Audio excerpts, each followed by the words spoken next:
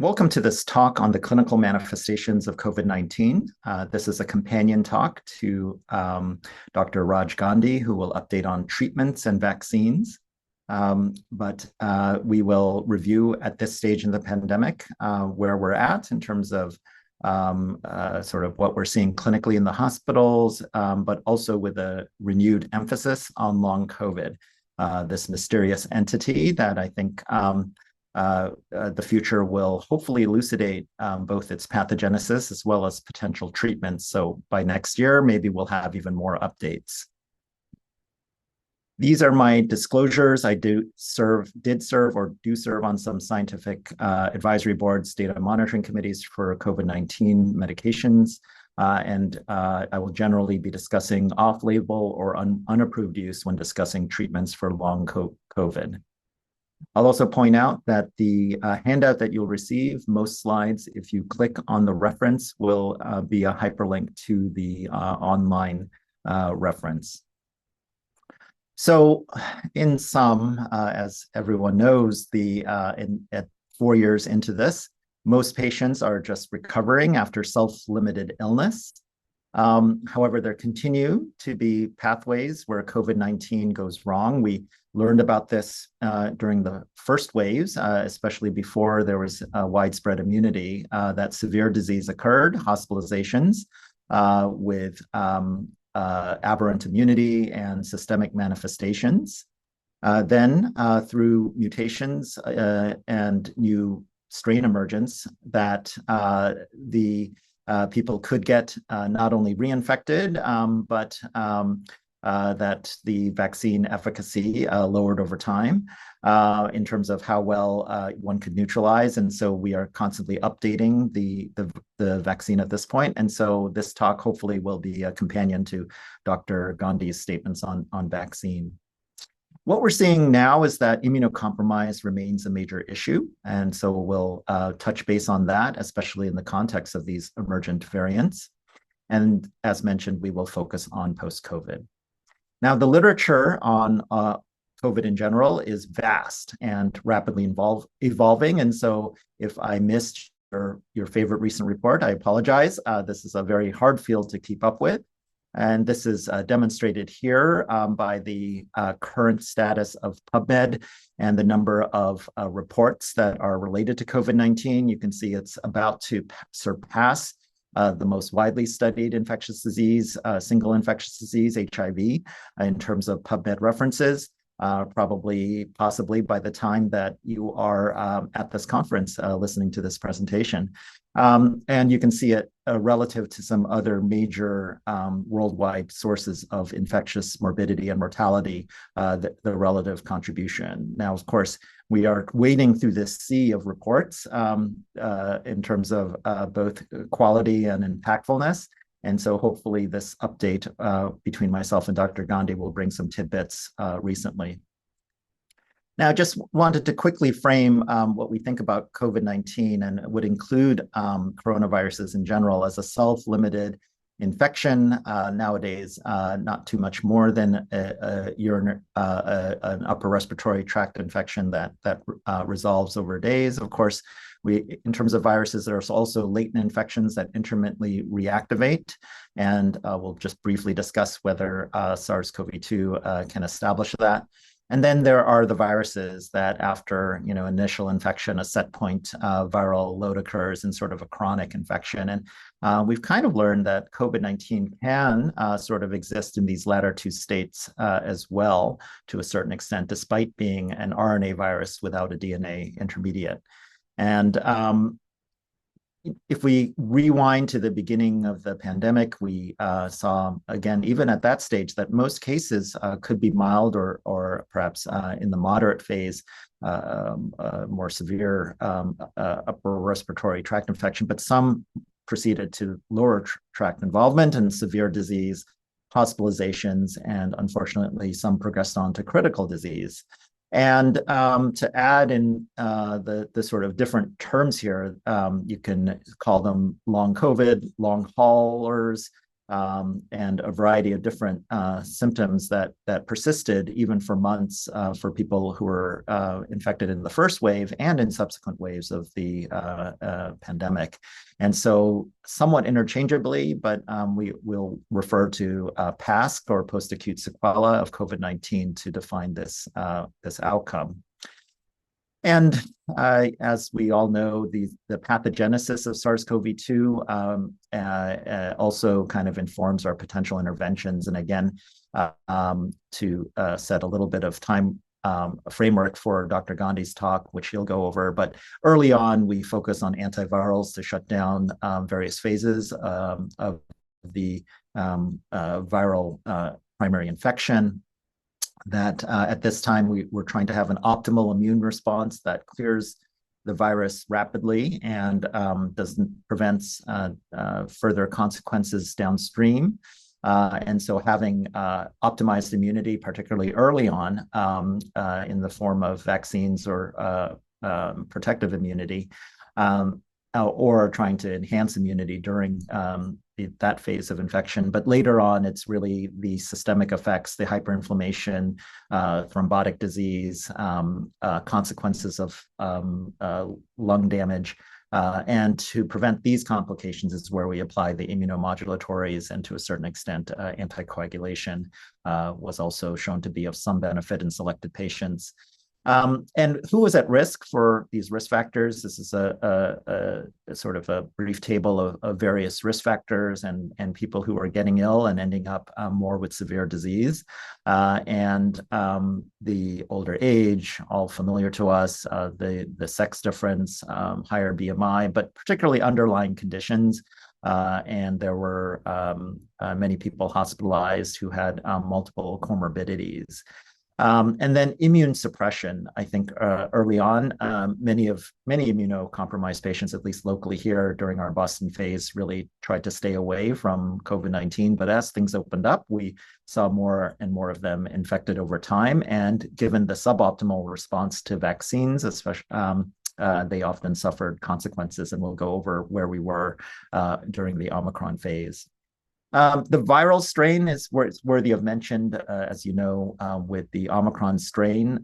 We did see sort of lower ability to cause severe disease, which may be partially intrinsically related to the virus itself, but also importantly related to the population level immunity that was induced by vaccines in a large part of the population. And there are other risk factors for severe disease listed here. And then we knew all along that some respiratory viruses are just a cold, and then others progress to ARDS and respiratory failure. And these respiratory viruses.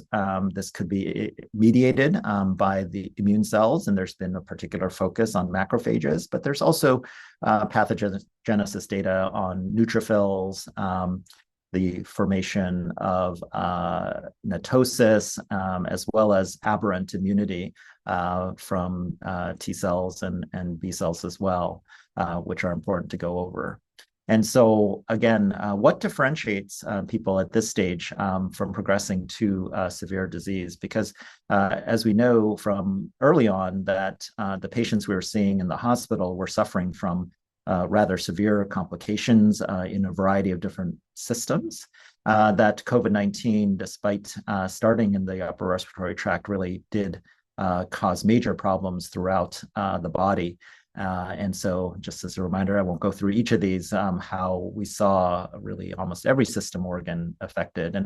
And while there was direct viral invasion postulated for much of this, we also have to think about that immune phase and the immunopathogenesis of disease, potentially microclots, as well as the induction of autoimmunity.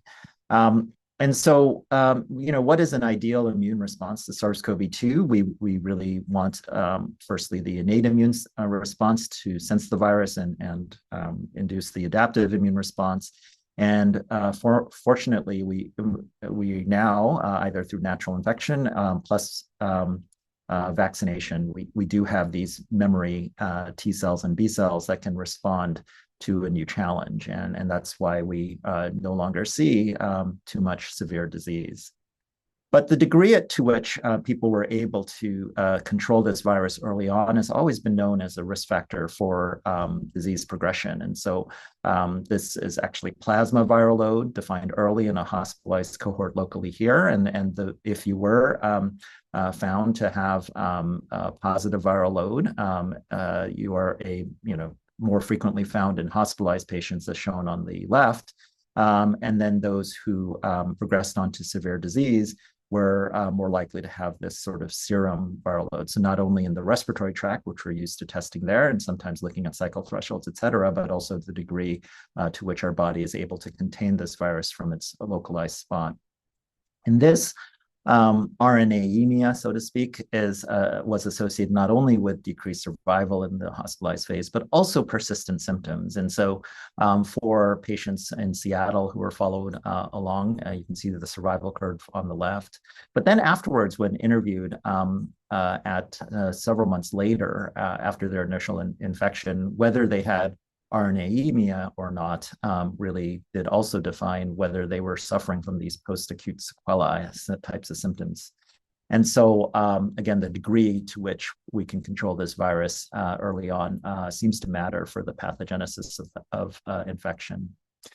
As mentioned at the beginning, we are in a much more fortunate phase where hospitalizations due to COVID-19 have really declined incredibly. And although we are now coming off this mini surge in the winter, and that seems to be a pattern we may see moving forward, but also with the emergence of novel variants.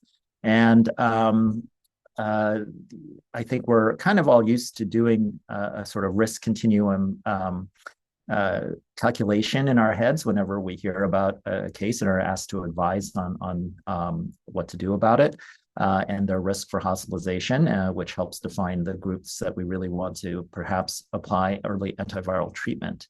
And so age, medical conditions, and the cumulative effect of if you have multiple comorbidities, you are worse off than if you have 0 to none, and your vaccination status, including how recently it's been updated. And then immune suppression really is the group that I think we ought to emphasize moving forward for the COVID-19 pandemic. That even today, just scanning our list of who's in the hospital today, these include those severely on the right, especially those with really suppressed immune systems. And interestingly, it's the lymphodepleted patients, anti-CD20, rituximab as the major sort of familiar agent, but of course there are many other similar agents. The more immunocompromised you are, these are the patients who end up in the hospital, and we'll review some data suggesting that. And your spectrum of immunologic vulnerability can vary greatly depending on your underlying condition. And so some of those listed are considered much more of a risk than others, as well as what we're doing to patients with a variety of different treatments. And again, it's the lymphodepleted patients who are at risk for this sort of prolonged syndrome. If you rewind to that slide where the virus just seems to persist for long periods of time, it's really those patients who have the most prolonged amount of virus that persists. And so this is a snapshot, sort of where we were sort of after the first waves of vaccinations. In terms of the UK, they had this large sort of sero survey looking at these 3 different categories of immunocompromised patients. And you can see that there is, firstly, a dose-dependent effect of vaccine number, which is at that point, people could have received 5 or more at times. And that was more likely to induce a detectable serologic response. And then what types of, whether you had previous COVID-19 infection also, that was an additional boost through natural infection. You can see the different transplant types or whatnot, but it's really the anti-CD20 in each of these categories, as shown here, which were groups that were less likely to have the serologic response. Studies that examine the immune response to vaccine or natural infection in these individuals do indicate that T cells are induced at very reasonable numbers, And so it's not as if all of these patients are extremely susceptible, but if you layer in the additional comorbidities, age, et cetera, you might be more worried about the 70-year-old receiving these therapies compared to the 30-year-old. But nonetheless, you can see where they were at. Now with subsequent vaccinations, now they're often up to 7 or 8 or shots at this point. But there are more that are seropositive. But with this is a NHS or in the UK, they can do these nice population-based studies looking at the immunocompromised, and you can see that they achieved very reasonable numbers in each of these categories of quote immunocompromising conditions, including things like end-stage kidney disease, et cetera. And so looking forward in terms of who is being hospitalized sort of a couple years into the pandemic, what you're seeing here is that despite overall comprising about 3.9% of the population, for those who are hospitalized now, or at this point, the immunocompromised accounted for a much more disproportionate number of persons who need hospitalization. And even with vaccination background. And so I think this proportion, if you look today, would be even higher in terms of who has the classic pneumonia due to COVID-19. But there are still, occasional people who are not classically immunocompromised. And generally, these are folks who are very under-vaccinated, who come in and seemingly have this course. But fortunately, those are few and far between. And so I think it's really this group, and obviously a good proportion of this course is dedicated to individuals with immune compromise. But we continue to counsel them to be updated on their COVID-19 vaccines, to consider situations and try to avoid infection the best you can, as well as have a plan to potentially access antiviral treatment if particularly high risk. And we've known, just to take a step back, since this individual who was characterized at our sister institution, the Brigham and Women's Hospital, by Jonathan Lee and others. This is a gentleman who's extremely immunocompromised. You can see receiving all these therapies, including the anti-CD20, in this case, bispecific antibody. And this virus really remained, despite multiple rounds of antiviral treatment, at low cycle thresholds or a high viral load. And eventually this patient, unfortunately, after many months, passed away. And there are other reports from that era as well. And what was happening in these individuals, with this inadequate immune pressure from his own immunity being generated, the virus did make mistakes in its replication and had changes. And interestingly, even in this one individual early on, with the original first strain, one saw hints of the mutations that would later be present in subsequent major shifts of variants. And so for a long time, it's been hypothesized that chronic infection in immunocompromised hosts could be responsible for emergence of strains, although there are a variety of other potential explanations that are of interest to us as infectious disease people, especially in terms of recombinations. Doesn't seem to be a major factor, but it has been documented, as well as zoonotic transmission, sort of interest. And if there is emergence of a really radically different strain, could it also come from that group? And so just looking at the spike protein, and this is just one visualization, you can recall all these different variants as we move through the pandemic, through the pre-variants of concern phase to the Alpha, the Delta, the BA1 and beyond in terms of Omicron. And now we're at the stage of varying Omicron variants. And last summer, there was worldwide emergence of this particular strain, the BA.2.86, with had 30 differences in the spike protein compared to other strains. And this was extremely concerning at the time for immune evasion. But we did not actually see this particular variant emerge, possibly due to lower fitness. But nonetheless, given the number of changes, as you may recall, the Omicron variant had 30 plus changes compared to its predecessors. And so following this along, it turns out that these are the variants that have emerged, particularly now, as you can see here, the JN1 strain that currently predominates since this last phase. And there are potential reasons for that, including when you look in cell culture, less futuregenicity and increased fitness compared to some of its counterparts. But fortunately, antivirals remain active. Now, this does, as shown particularly on the rightmost axis here with JN1, in most individuals, even heavily vaccinated, does show humoral evasion.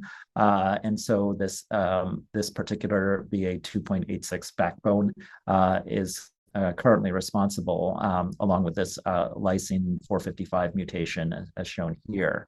And then following the most recent CDC data, the snapshots of different variants, you can see how JN1 outcompeted others that were trying to achieve dominance. Now, wastewater, as it turns out, is probably our best marker. Testing, of course, is much less reported to public health authorities. It's home testing now, and might be documented in health systems if they report it to their doctors, but many may not be. And so we rely on wastewater, and data does suggest, and you can follow up these studies, the correlation with incidence.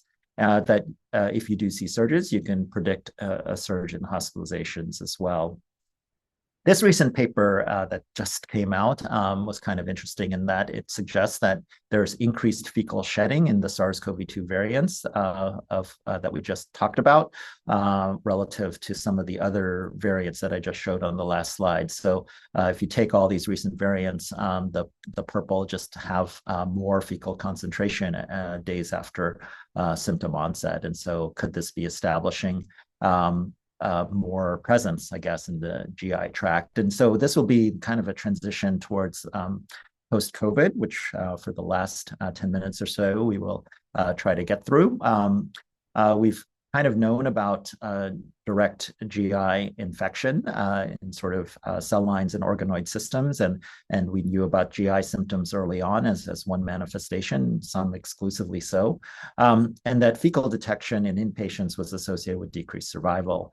And there was some link of these GI symptoms with increased permeability markers and the MIS syndrome, particularly seen in children and young adults. And that early fecal detection was associated with those symptoms. And then this early study even showed persistence in a minority of individuals as far out as 120 days when they measured, and even a small percentage out to 210 days. And so this is, just an early study suggesting some form of longer-lived reservoir. And this is potentially relevant to the post-acute sequelae of our past. And so, some will be suffering from post-hospitalization outcomes, lung scarring, post-ICU syndrome, and our clinics in pulmonary have been dealing also with chronic organizing pneumonias that can form from SARS-CoV-2 or really any viral infection. And the natural history tends to be favorable, but some patients do require steroids and other treatments. But this chronic symptom with neurologic clusters of kind of resemble some of the ME/CFS type syndromes we've seen after Lyme disease and other entities. And so, the various hypotheses are kind of visualized on the right. And this resembles what we thought was going on with severe COVID-19. So, at this stage, we have blunted out for most people the likelihood of being in the hospital, but have we blunted things enough so that they are not at risk for post-acute sequelae? It seems like that is not the case. Although with more and more population level immunity, I do think that the even task is going down and down over time. And, this is a little bit confusing of a field just because names and definitions vary, and I'm just throwing these up. I won't go through them, but most of the studies in the US really define things as persistent or even new symptoms after resolution that occur 4 weeks afterwards. And you may also hear this sort of post-COVID conditions.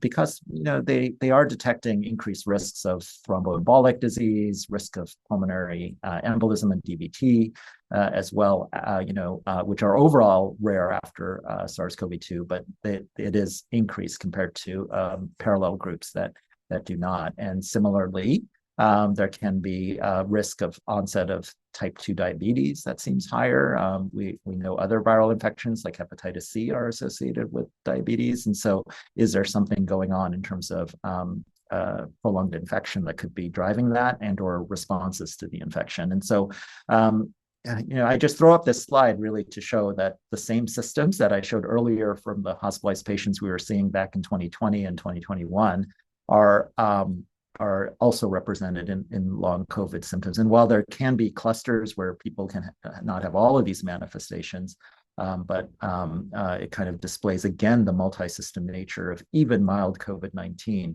in terms of its after effects.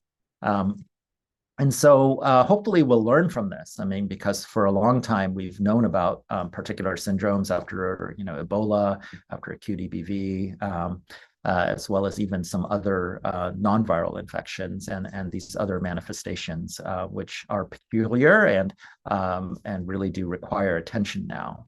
And so this is just a study looking at UCSF cohort, a very excellent cohort, followed by Michael Peluso, Tim Hendrick, Steve Deeks. And these were enrolled early on and just trying to track symptoms afterwards. And you can see the persistence of these different sort of clusters of symptoms and in these variety of different multi organs. And again, even then, and we kind of alluded to this earlier, the degree of control of infection early on, as well as other risk factors such as diabetes, et cetera, seem to indicate these prolonged symptoms. And so consistently female sex seems to confer risk. There could be some degree of ascertainment bias in terms of that, but the studies are remarkably consistent. And you can click on those studies at the bottom if you want to explore further some of the risk factors. And where are we at in terms of in 2022, this is a recent MMWR, which looked at a survey data, cross-sectional telephone survey, in terms of any symptoms that are 3 months that were not present before COVID-19. You can see some regional differences, which is kind of interest in terms of reporting these types of symptoms, with sort of a little bit less in the Northeast and the Northwest compared to the South. Whether there's some sort of other confounder, I don't know, or something biologic going on. There have been some interesting studies published since the last update, looking at the post-COVID, including this JAMA article, which has been dissected quite a bit, but looking at the NIH-sponsored, very large prospective observational cohort known as RECOVER. This has almost 10,000 individuals from multiple sites. And the rates of PASC induction were lower with persons infected during the Omicron phase versus pre-Omicron. But nonetheless, still, people did have up to 10% had symptoms at 6 months. And there were some unique cluster of symptoms and unique symptoms identified. And this just shows you some of the frequency, with smell or taste abnormalities still being one of the more specific to COVID-19, it seems. And this post-exertional malaise, which is related to the fatigue, that seems to be particularly problematic. Brain fog and other symptoms. And so just, looking at large data sets, one can begin to see this. Fortunately, again, I think with further vaccination and overall immunity, I think we can blunt the risk of developing these symptoms. And so this is just one of the studies looking particularly at the cardiac and thromboembolic complications, whether they occur and the effect is really seen most markedly if your vaccine was more recent, as kind of shown by the shifts of the risks. Fortunately, overall, vaccine seems to work well to prevent these serious complications. And so if you're interested in taking care of these patients, there are some sort of guidances, including this one by the rehab group. And so can think more about this. And in terms of just general principles, fortunately, the overall natural history is favorable, that these symptoms do subside over the subsequent months, that one should always be not anchoring a theme of infectious disease in general, to put everything on one's COVID and to rule out medically other medical causes of the symptoms that are presenting. And acknowledge and don't dismiss. I think that's the most difficult part for patients who are experiencing these sort of brain fog symptoms, but there doesn't seem to be much objectively going on. And so I think that is a compassionate approach and a sort of ally approach, as we're still trying to learn about this, and there still may be breakthroughs based on the intensive study of patients. And these are some other approaches. There are, if you have access to one of these multidisciplinary clinics, they can be very helpful for evaluating patients. Right now, there are no proven overall therapies, but I thought we would go over at least a couple of sort of interesting issues. This is just the rationale to pursue antiviral treatment. One thing is, like, early on, again, this is the theme of blunting the infection early on to prevent post-COVID. There are at least observational data, emulated, trials that are not truly randomized trials, but try to match on patient characteristics or propensity score types of studies that do suggest that early antiviral therapy can blunt post-COVID. This interesting trial of metformin, which not only lowered viral load, that's a preprint right now, but also was shown to decrease long COVID symptoms compared to a placebo. We're always interested in placebo-controlled trials, of course. And then this idea that SARS-CoV-2 proteins are still detectable in some patients, not all, with these long COVID symptoms. And so maybe by next year, we'll have more for you. And there is a trial of nirmatrelvir ritonavir, randomized trial, which will look at symptoms, whether this benefits all patients with long COVID, just given the subsets that we're seeing, is kind of interest.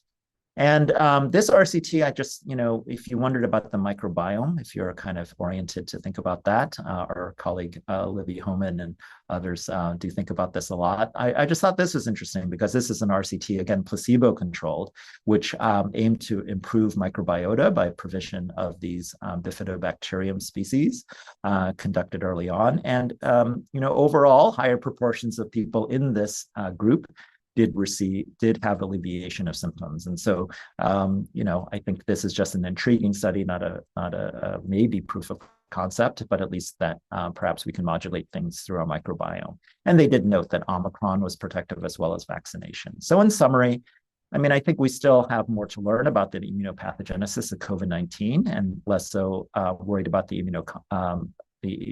hospitalized patients for most individuals. But really, that's because most of us do have good immunity.